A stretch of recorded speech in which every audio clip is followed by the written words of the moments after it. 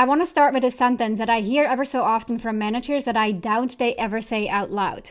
They will say, and sometimes with a bit of shame, that their direct report would honestly be better at their job than they are. If you ever had a version of that thought, I want to spend this episode on where it comes from, because it's not the thing you think it is, and the usual response to it, which is someone telling you, no, I don't know what you're talking about, you're great at your job and do this way better than your employee, does typically not help. My name is Ramona Shaw. I'm an executive coach and run the leadership development company Arcova, and this is the Manager Track podcast. Now, here is what actually goes on when this statement is made, that you have someone on your team who knows more and who actually might be better at your job. For years, maybe your whole career, you built your sense of being good at your job on a very specific definition of competence. Competence meant I know the most. I do it best. I'm the one people come to when the work is hard. In whatever job you have, you got really good, and being good felt like mastery and also felt like self-sufficiency. That is great, and it's been a success strategy that worked for a long time. That mindset of developing competence in your field of expertise, make sure people know about your competence, and then you actually got promoted. Well done. This all played out. But very likely, without anyone telling you, the definition of competence changed right then when you got promoted. So right after all of this kind of worked out, the whole game changed. The new role, this being in a manager position, does not reward you for personally doing the work the best. It doesn't reward your competence nearly as much as you likely believe it does. It rewards you for delegating, developing people, and thinking at the level of the whole project or even the business instead of the individual tasks. So the scoreboard got swapped, and in most cases, nobody told you the new rules. So now, if you're standing in this new role, still measuring yourself with the old ruler, right, the old scoreboard, of course you come up short. And of course your direct reports start to look better than you. Especially if they are succeeding in a project and you now want to give them credit because you generally think that's the right thing to do.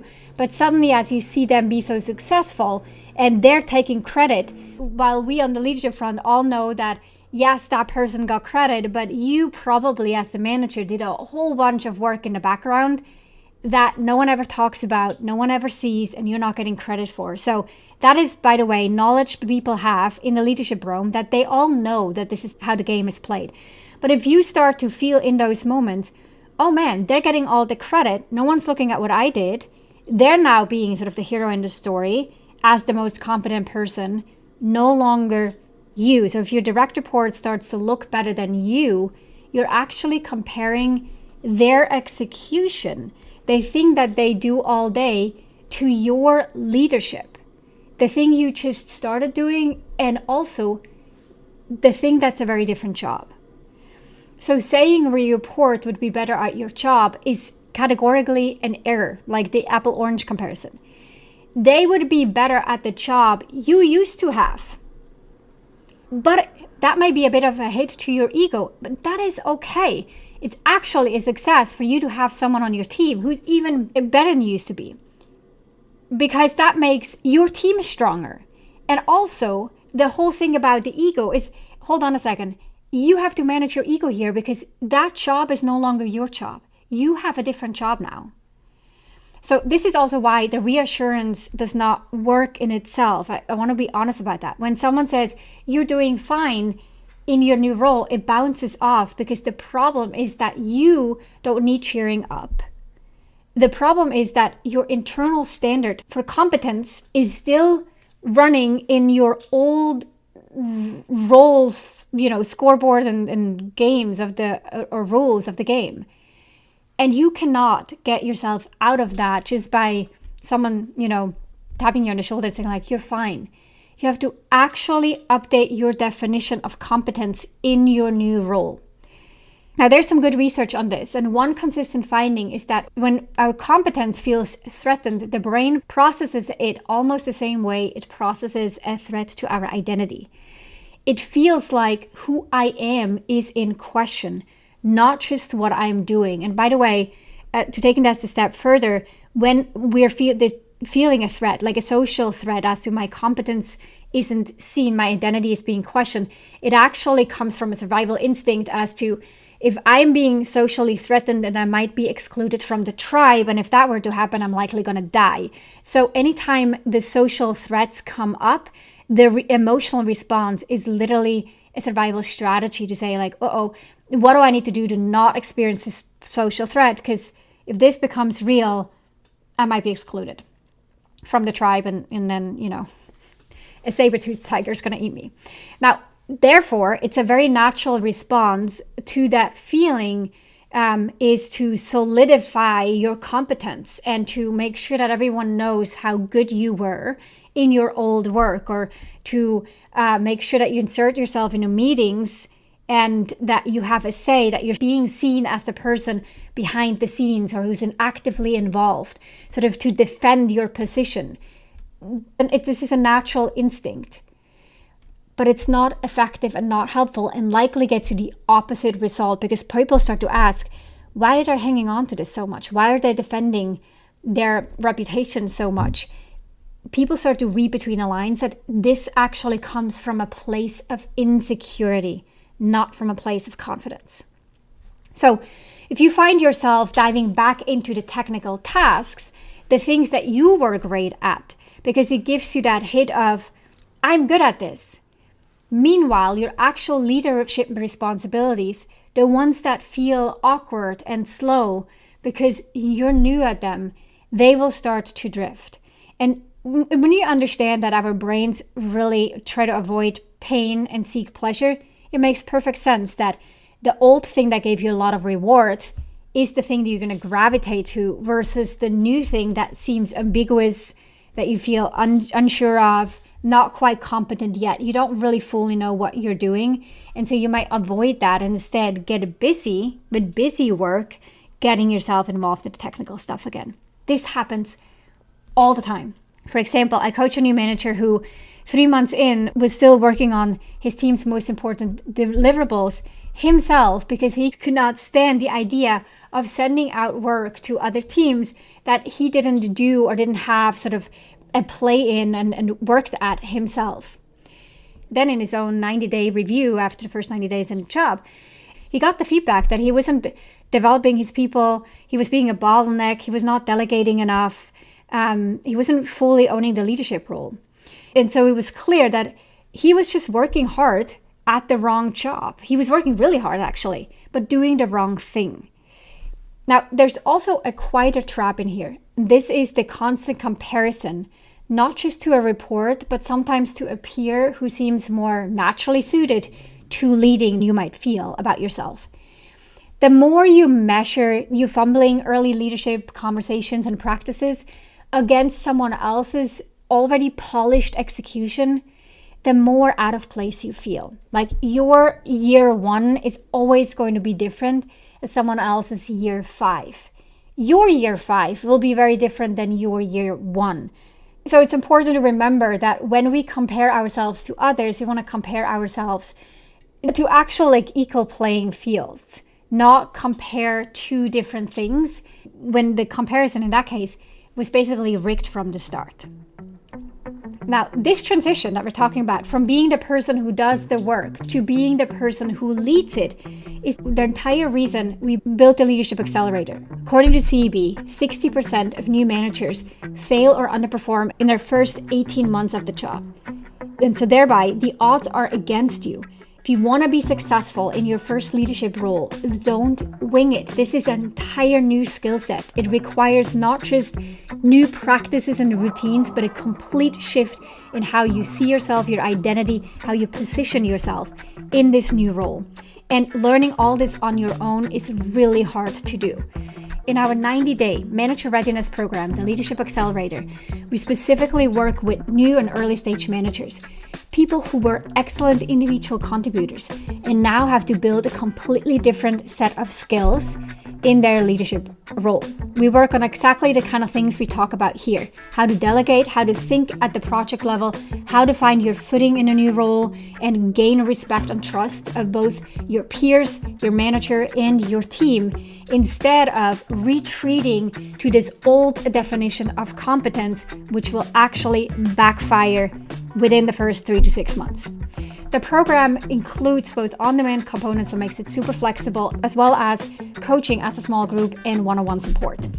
And so the curriculum and the structure of this program is the reason why we've had proven results and excellent feedback with this program over the last 7 years. This has been proven and tested. So check out the link in the show note to arcova.com/leadership-accelerator to learn more and hear from other managers who've gone through the program and how much their leadership has improved, so they were more competent and felt more confident at the end of the 90 days. Okay, let's get back to it. So here's how to actually move through this process of reshifting where you pay attention to. The first thing is to get clear concretely on what the new role rewards. So you stop grading yourself on this retired version of a job. And I would sit down and write it out. Like, in my old role, success meant this. In my new role, success means that. It usually looks like the difference between I produced the best work and the team produced great work that I could not have produced alone. When you can see those side by side, the comparison to your high-performing report kind of loses its grip, because you can actually see you are not even playing the same game that they are. You have a completely different role. And so writing it out, and it may seem a bit tedious to actually use pen and paper here, but that is the process that allows you to process it internally and then start to change the way that you think. The second thing is to name your distinct value in this new seat.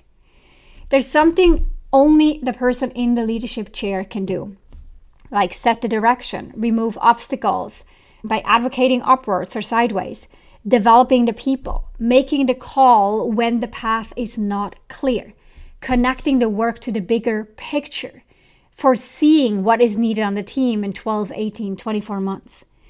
Your report, as good as they are at executing, isn't doing any of that, or it's not their main job to do that.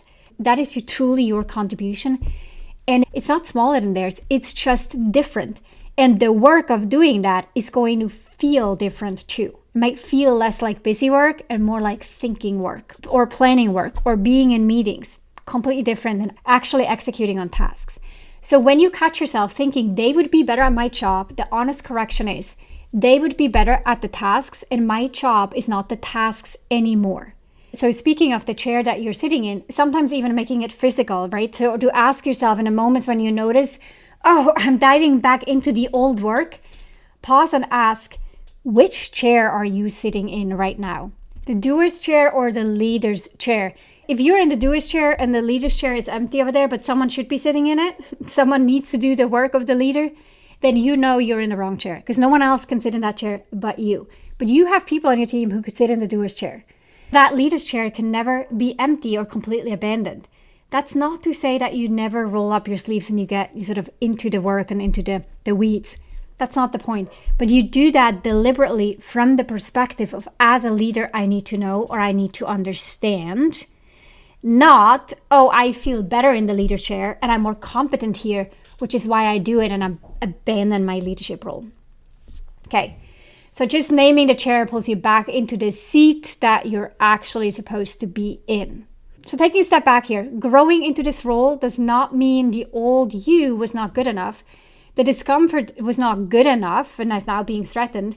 The discomfort you feel is not evidence that you do not belong in the leadership role. It is simply the feeling of adding a new layer to who you are, not replacing a previous layer at all. So you moving into leadership is development and it is additive, not replacing something. It's additive.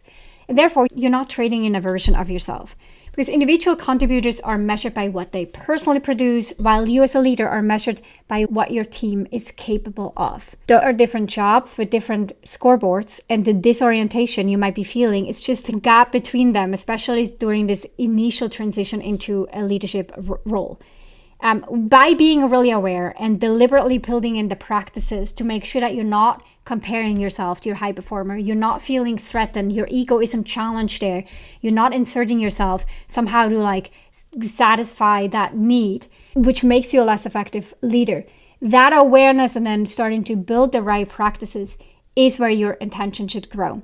Your job is really to get comfortable in this bigger role, not to hang on to something from the past. With that, we'll see you next week with another episode of the Manager Track podcast. If you enjoyed this episode, then check out 2 other awesome resources to help you become a leader people love to work with. This includes a free masterclass on how to successfully lead as a new manager. Check it out at arcova.org/masterclass. The second resource is my best-selling book, The Confident and Competent New Manager: How to Quickly Rise to Success in Your First Leadership Role. Check it out at arcova.org/books or head on over to Amazon and grab your copy there.